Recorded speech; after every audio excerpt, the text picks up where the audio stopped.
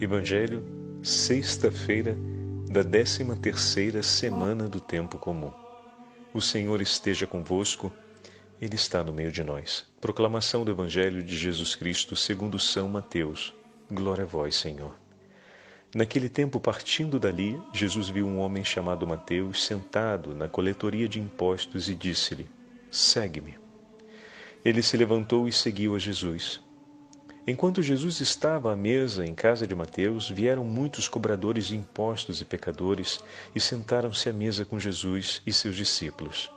Alguns fariseus viram isso e perguntaram aos discípulos: Por que vosso mestre come com os cobradores de impostos e pecadores?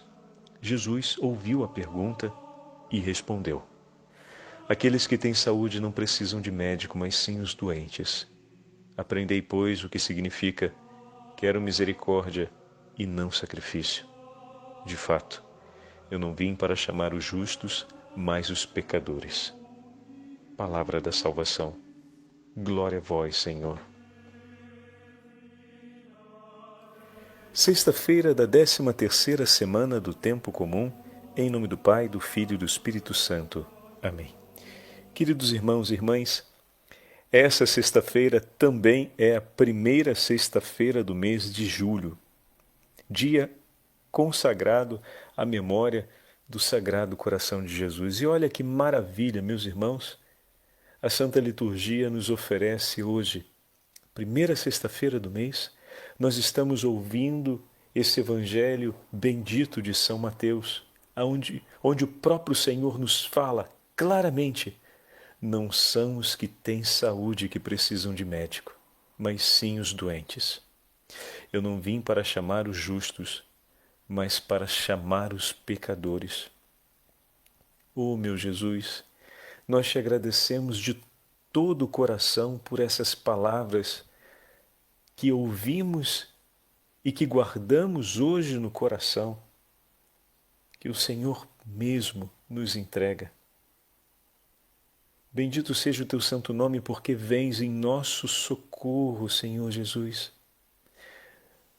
O mundo hoje, tão marcado e assolado pelo desespero, continuamente se dispersa e parece que cresce sempre mais o número de homens e mulheres que terminam por alguns instantes ou até mesmo de maneira muito aguerrida, acreditando que não há perdão para seus pecados.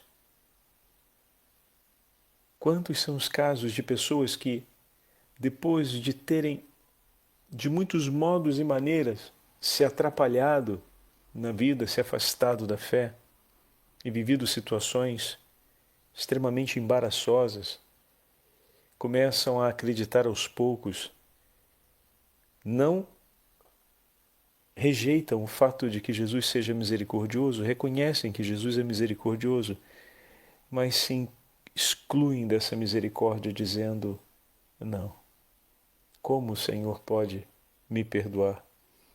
Eu não sou merecedor do seu perdão, eu não sou merecedor da sua misericórdia. Para mim não tem mais jeito. Essas vozes, e de certa forma são vozes satânicas que tentam ganhar espaço na nossa vida, hoje, no Evangelho de hoje, são claramente desmentidas. Ninguém deve desanimar-se do perdão de Deus ao ver-se repleto de misérias. Reconhecer-se pecador, reconhecer as próprias misérias, é a única atitude justa diante de Deus. A única atitude que podemos ter diante do Senhor. Senhor, eis-me aqui. Sou pecador. Estou diante das minhas misérias e me dou conta, Senhor, de quão profundas e numerosas elas são. Como percorrem toda a minha história. E concretamente, na minha vida não há um único momento em que eu não precise do seu socorro e da sua ajuda. Tende misericórdia de mim, Senhor. O Senhor veio, meus irmãos, para buscar os que precisam de ajuda. O Senhor veio ao nosso encontro para abraçar os pecadores e para oferecer por nós a sua misericórdia. Que nenhum dos homens e mulheres do nosso tempo venham a acreditar decididamente que não há espaço na misericórdia de Deus para acolhê-los diante de tudo aquilo que a sua vida se tornou. Pois o nosso Deus é infinitamente bom e misericordioso e veio para nos trazer a salvação e não quer perder nenhum daqueles que o Pai lhe confiou. E pelo batismo que recebemos, todos nós estamos entregues nas mãos do Filho. E a misericórdia do coração de Jesus, esse oceano infinito, profundíssimo, está aberta para receber a todos, sem exceção. A todos aqueles que, reconhecendo suas misérias, suplicarem pelo seu socorro.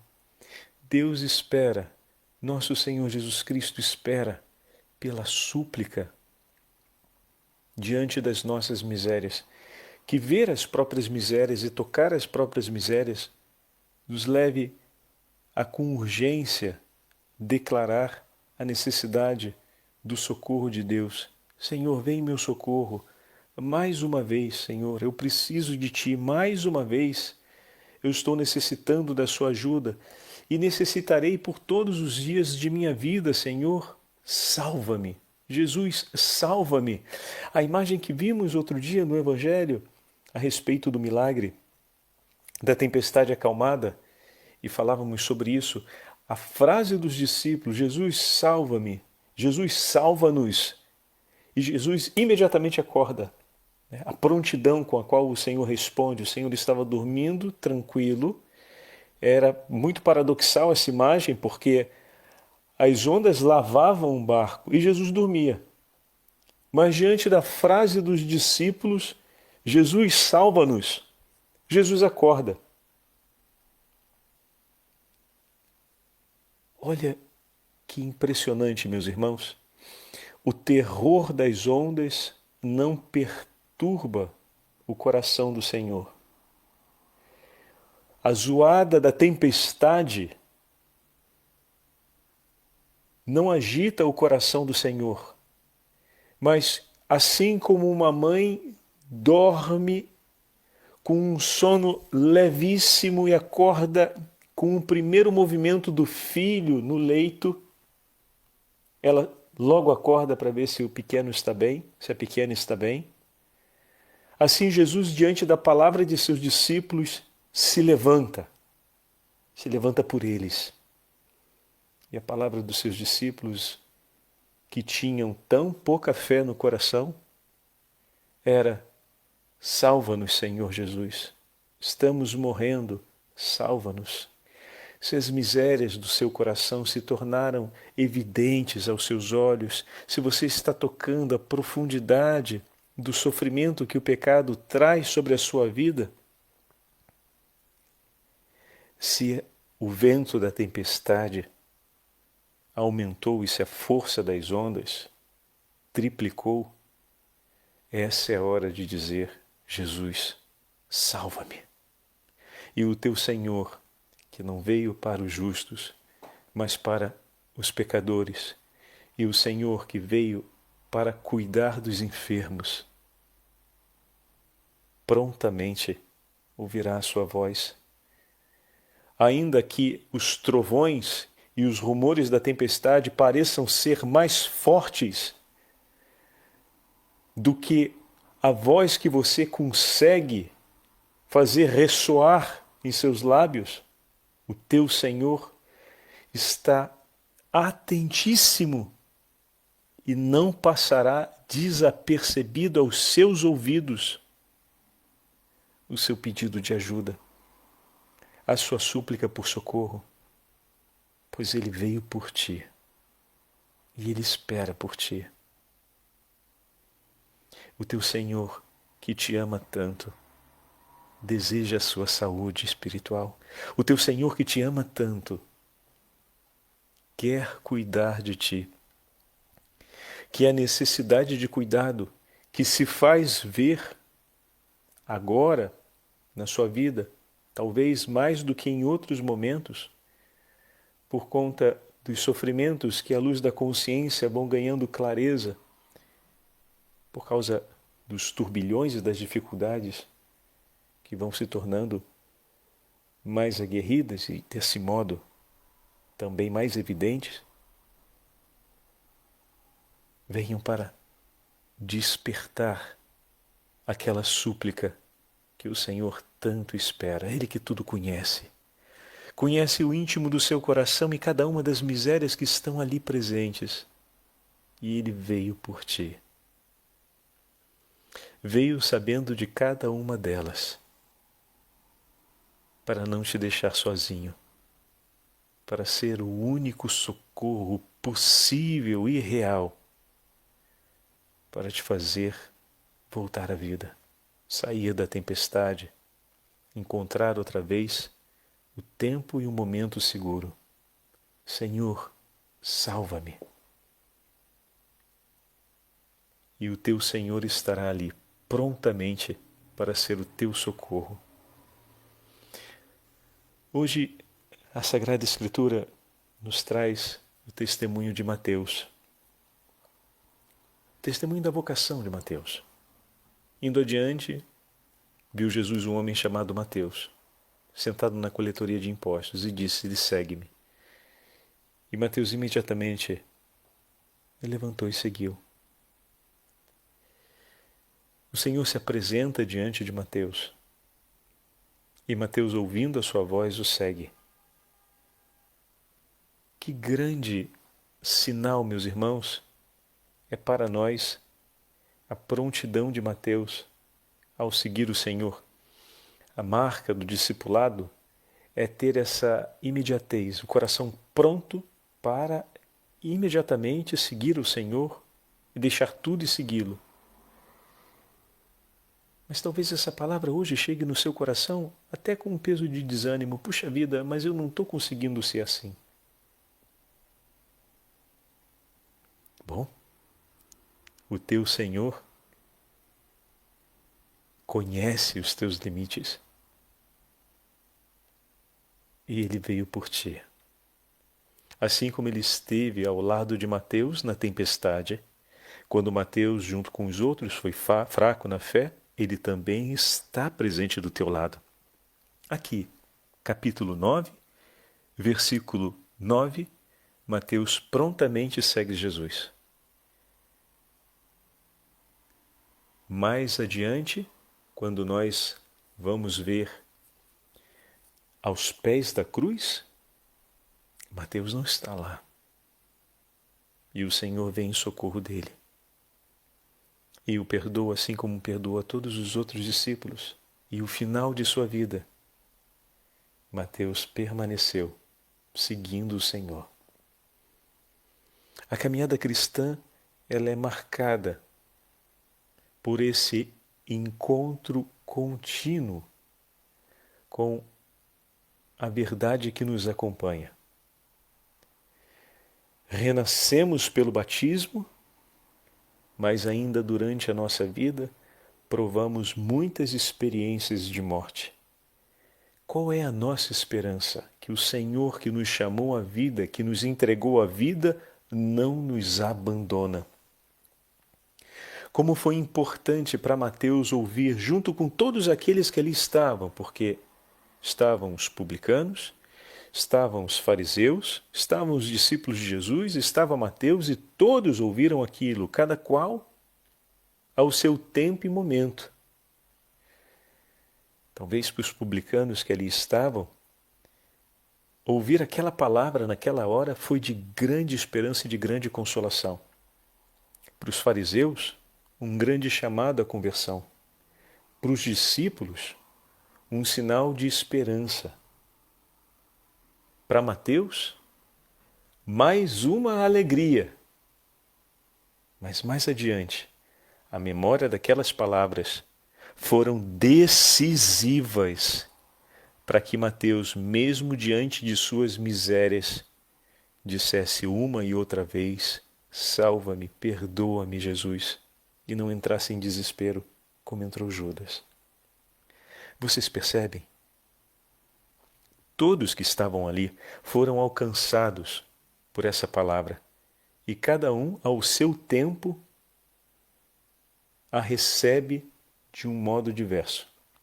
Os fariseus em um modo, os publicanos em um modo. Normalmente olhamos só para esses dois, mas os discípulos e também o próprio Mateus receberam essa palavra, e talvez ali, naquele momento, com um determinado ânimo, mas como foi importante eles receberem ali essa palavra, e o ânimo com o qual eles recebem essa palavra é distinto do ânimo com o qual os outros recebem. Mas ter recebido essa palavra foi fundamental, porque mais tarde essa palavra será recordada e será importantíssima para que ele possa permanecer respondendo o Senhor e seguindo o Senhor imediatamente, como foi no primeiro dia. Não significa que tudo acabou porque Mateus foi fraco, pois o Senhor lhe disse isso antes de sua fraqueza. Como em muitos momentos o Senhor fala: vos digo essas coisas antes que elas aconteçam, para que ao acontecerem vocês acreditem, vocês tenham fé. Então, hoje, essa meditação está chegando de modo diferente em muitos corações. Talvez confirme uma alegria a mais. Para outros corações seja uma palavra de grande esperança. Para outros corações um momento mesmo de salvação, de socorro de Deus imediato à beira do abismo. Mas para todos nós, essa palavra, essa meditação hoje, no dia do Sagrado Coração de Jesus, ou seja, no dia da memória do Sagrado Coração de Jesus, tem um valor importantíssimo, pois o Senhor está declarando que a vida que começamos a caminhar ao lado dele, ele a toma para si e espera que a cada passo nós possamos entregar-lhe tudo. E se porventura a nossa vida outra vez se torna um mar de misérias, salva-me, Jesus. E o coração de Jesus ali estará para ser socorro por cada um de nós. São Francisco de Assis, escrevendo aos superiores, a um dos superiores da ordem franciscana, poucos foram os escritos de São Francisco, a gente precisa dizer isso. Mas eu queria dividir com vocês esse, para que a gente tenha noção da profunda intimidade do coração de São Francisco com o coração de Jesus. Na basílica dedicada a São Francisco, em Assis, tem um afresco, um dos afrescos de Giotto, onde tem Nossa Senhora com o menino Jesus nos braços, e de um lado tem São João, evangelista, e do outro São Francisco. E a imagem é como se o menino sussurrasse a Nossa Senhora. E as mãos, uma das mãos de Nossa Senhora está com o polegar virado na direção de São Francisco.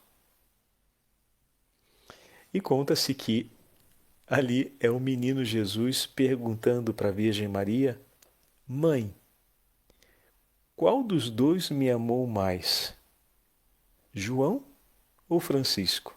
E a mão de Nossa Senhora tem um polegar virado na direção de São Francisco, dizendo ao menino: foi ele, foi Francisco. É muito delicada, a imagem é muito delicada. E para compreendermos, assim como tem o texto da Perfeita Alegria de São Francisco, que é belíssimo e merece ser lido 1, 2, 3, 4, 5 vezes, quantas vezes for necessário, para compreendermos o que é a entrega de amor. Olha a delicadeza com a qual São Francisco instrui um dos superiores da ordem a cuidar de seus irmãos na comunidade. Ele escreve assim: querido irmão, saberei que amas o Senhor e que me amas a mim, seu e teu servo, se qualquer irmão após ter pecado, tanto quanto é possível a um homem pecar, puder ir ter contigo, pedir-te perdão e partir de volta perdoado. Olha, meus irmãos, que forte isso, hein? Vou repetir. Saberei que amas o Senhor, ou seja, eu, São Francisco, estou dizendo para esse meu irmão, que é superior de uma congregação, eu terei a certeza que você ama o Senhor quando você agir como Ele, quando o seu coração for como o dele. Em outras palavras, está dizendo isso. Saberei que amas o Senhor e que me amas, porque não tem como amar a Deus e não amar também o nosso próximo, como dizer que amo e estimo o fundador da minha congregação, ou o fundador da nossa comunidade, se não cumpra aquilo que é agradável ao seu coração e não tem outra agrada ao coração de Francisco que não seja ver Cristo amado de todo o coração, né? Saberei que amas o Senhor e que me amas a mim, seu e teu servo. Se qualquer irmão, após ter pecado, não algumas vezes, tanto quanto for possível um homem pecar, rapaz, isso é muita coisa, puder ir ter contigo, pedir-te perdão e partir de volta perdoado. E se ele não te pedir perdão, continua o texto, pergunta-lhe tu se quer ser perdoado por todo o mal que ele fez. E se depois disso ainda voltar a pecar 1000 vezes contra ti, não te esqueças, ama-o mais ainda do que me amas a mim, para o conduzir ao teu Senhor. Tem sempre piedade do teu irmão que infeliz precipitou no pecado. Se um irmão instigado pelo inimigo cometer um pecado grave, está obrigado, por obediência, a recorrer ao responsável. Os irmãos que reconhecerem a sua falta não o hão de afrontar nem acusar publicamente diante dos demais. Que grande lição, hein?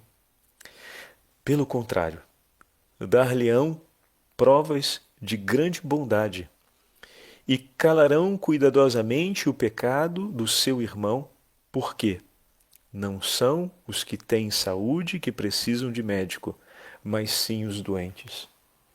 Guardar no coração o pecado do outro, tomar sobre si como vergonha pessoal para apresentar diante de Deus. E olha como ele completa o texto. E o superior agirá com ele com a mesma bondade que desejaria para si se se encontrasse em situação semelhante de pecado. Ou seja, a autêntica compaixão, se eu estivesse numa situação tão miserável de pecado, esperaria que a bondade e a misericórdia dos meus irmãos viessem em meu socorro e me ajudasse, me sustentassem para que eu conseguisse superar tamanha vergonha e tamanha dor.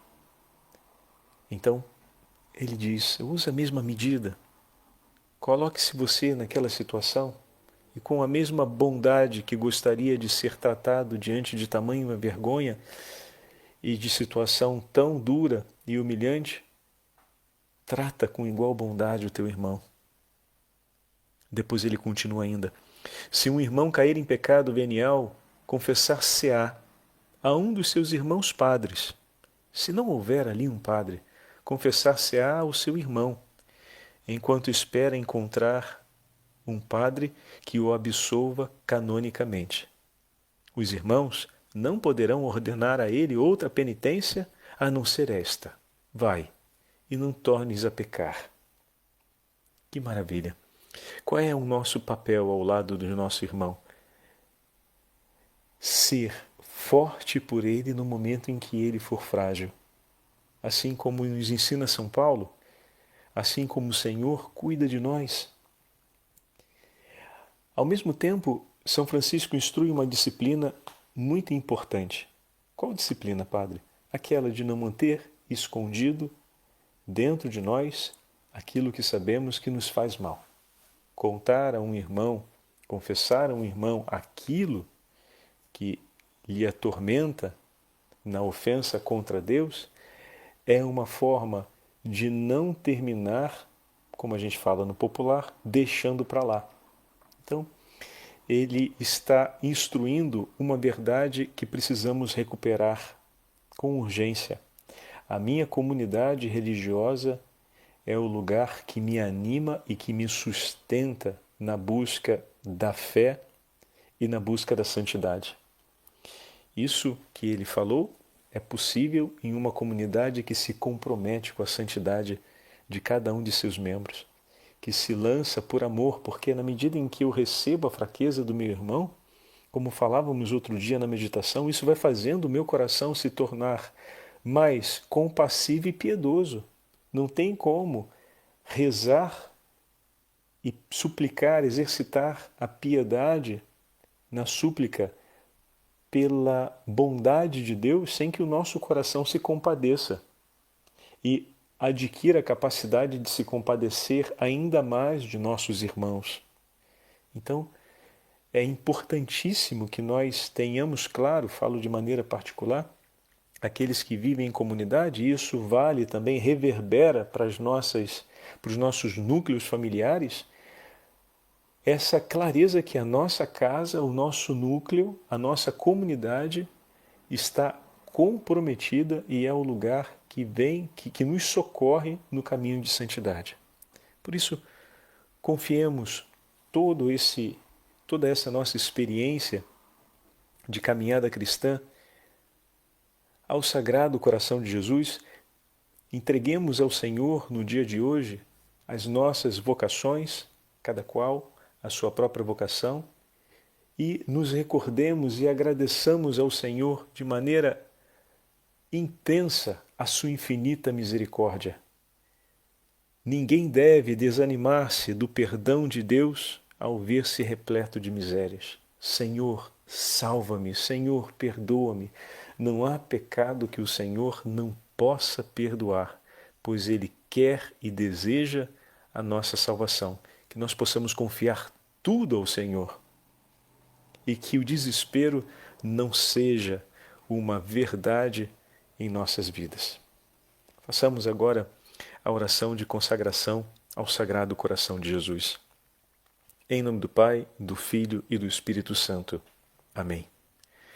Entrego-me e consagro ao Sagrado Coração de Jesus a minha inteira vida, minhas ações, dores e sofrimentos, para que eu utilize meu corpo somente para honrar, amar e glorificar o Sagrado Coração. Esse é o meu propósito definitivo e único, ser todo de Deus e fazer tudo por amor a Ele. Ao mesmo tempo, renunciar com todo o meu coração qualquer coisa que não lhe compraz, além de tomar-te, ó Sagrado Coração, para que sejas Ele o único objeto do meu amor, o guardião de minha vida, meu seguro de salvação, o remédio para as minhas fraquezas e inconstâncias, a solução aos erros da minha vida e meu refúgio seguro à hora de minha morte. Seja, ó coração de bondade, meu intercessor ante Deus, Pai, e livrai-me da sua ira. Ó coração de amor, ponho toda a minha confiança em Ti. Temo minhas fraquezas e falhas, mas tenho esperança em Tua divindade, bondade e misericórdia que são infinitas. Amém. E junto com Santa Teresinha de Jesus, rezemos ainda esse breve parágrafo de uma de suas poesias ao Sagrado Coração de Jesus. Ó coração bondoso de meu Jesus, tesouro de ternura, és tu minha aventura, minha única esperança.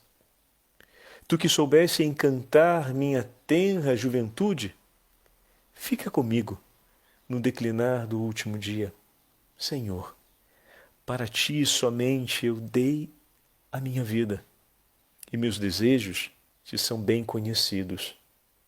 É em Tua bondade sempre infinita que quero perder-me, ó coração de Jesus, e a Ti entrego tudo o que sou para ser aquilo que Te agrada. Amém. O Senhor esteja convosco, Ele está no meio de nós. Pela intercessão de Santa Teresinha do Menino Jesus e da Santíssima Mãe de Deus, abençoe-vos o Deus Todo-Poderoso, Pai, Filho e Espírito Santo. Amém. Sagrado coração de Jesus, nós confiamos em vós.